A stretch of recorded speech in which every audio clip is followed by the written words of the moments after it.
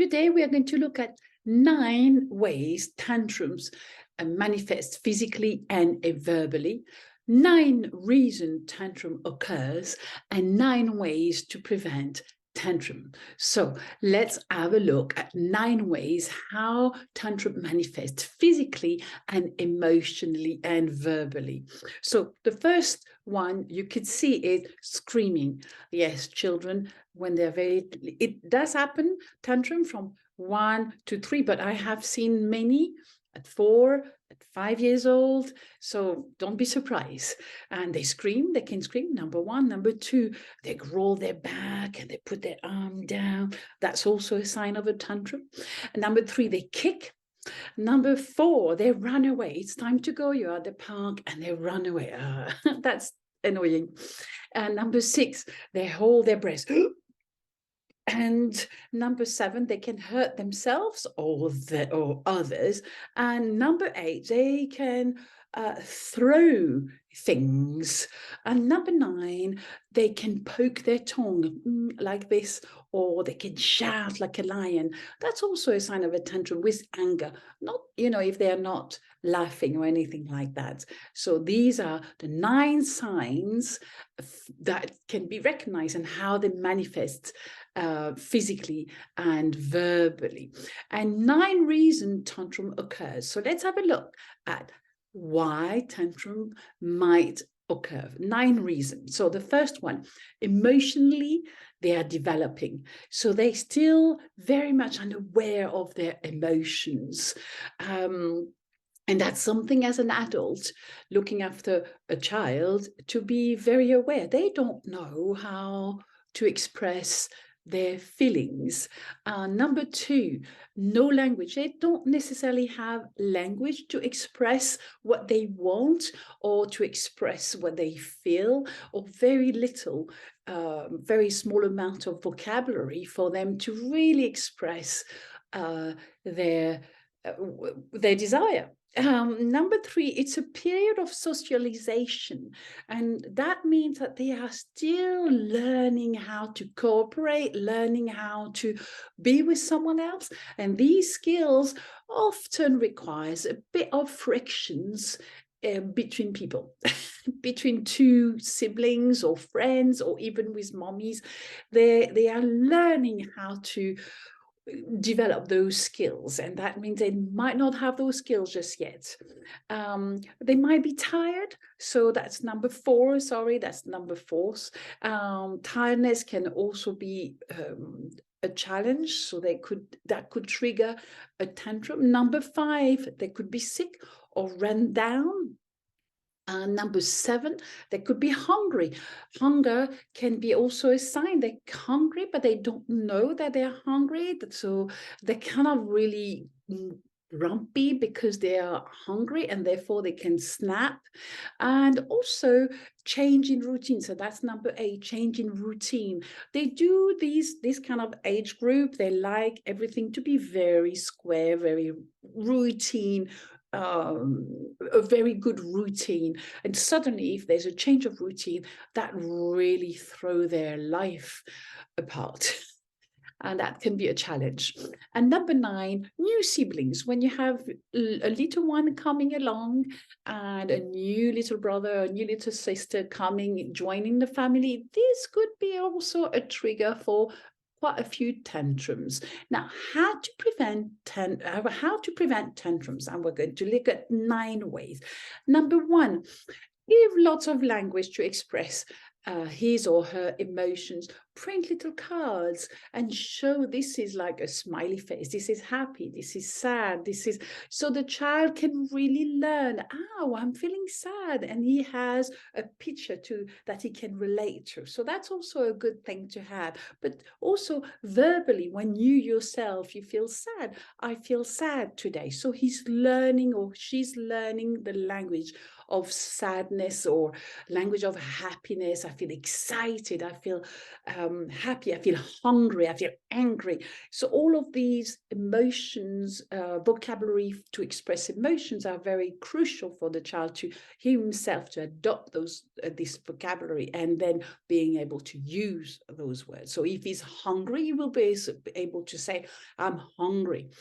Number 2, change of routine. Give warning verbally, if possible, visually. So if you have a routine, but that particular day, your routine is going to be changed, then tell the child first thing in the morning or, way before, today we're going to have a little change. And if you cannot say it verbally because your child is a bit young, then have visual clues to help him. That can also help, that you can express you can really share that you will have a change of routine that day. For example, instead of having tea time in the afternoon at 4 o'clock in your home, you will have tea time at your friend's home.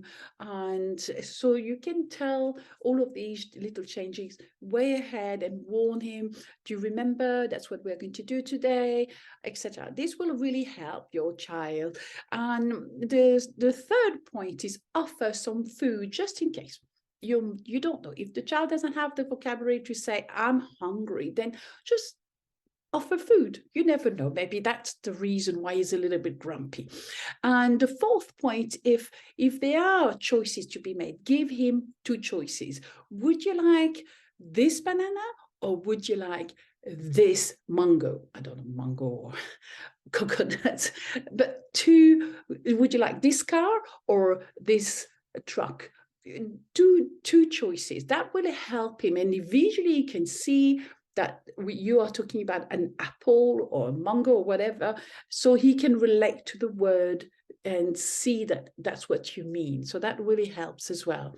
And number 5, jokes. It is time to joke. Sometimes you break the ice by having a little joke together. For example, is it time to brush your teeth? Or is it time to brush your chin? That's very silly, but the child suddenly might find the pressure to brush his teeth a bit less of a burden, and therefore he's not going to start a tantrum because you are kind of giving a little joke around brushing his teeth. That's one. Now, number 6, if he's tired or sick or under medicine, because sometimes a child, when he's under medicine, he might get he might be moody, so it's difficult at that time.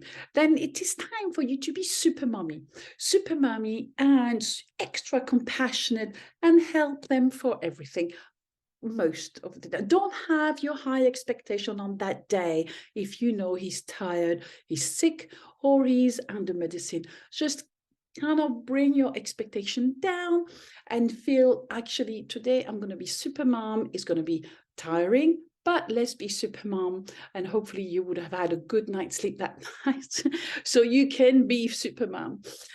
Just lower your expectation on that particular day. Now, if you are outside, and that's number 7, if you are outside, give warning. Take turns if there's swings, if a child wants to go on the swing, but the other one wants as well, just so you can count. All of this can help as well. And also you can give the warning the child, okay, in 5 minutes we're going to go now, I can count to 10. Or, for example, make sure the child is looking forward to the next activity that you're going to do at home.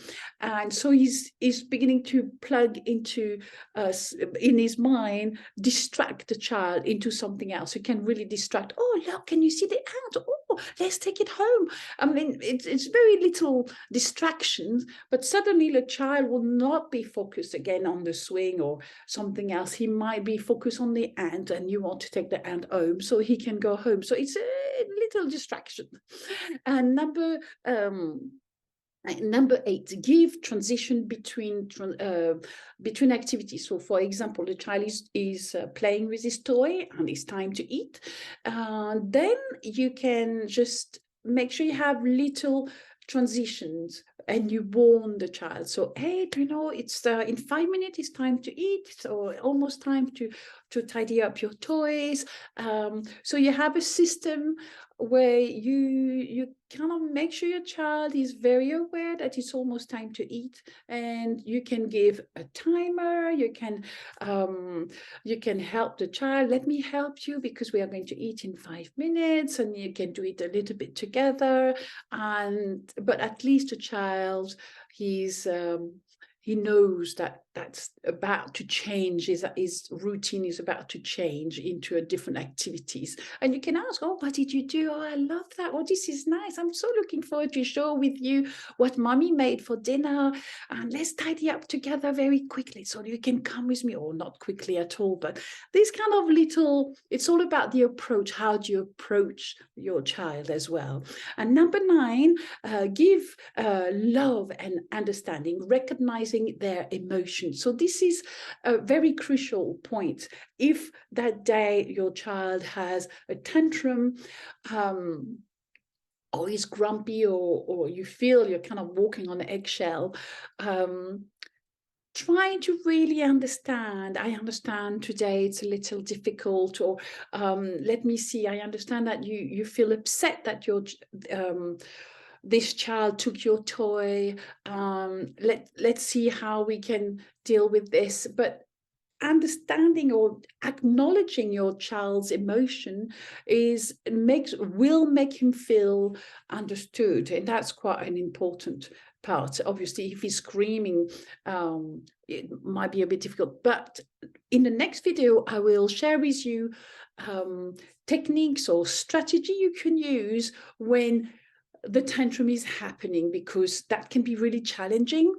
And so I will do a separate video on how to deal when you're faced with the tantrum. And that can be a bit tricky. So thank you for now. Bye-bye. Bye-bye.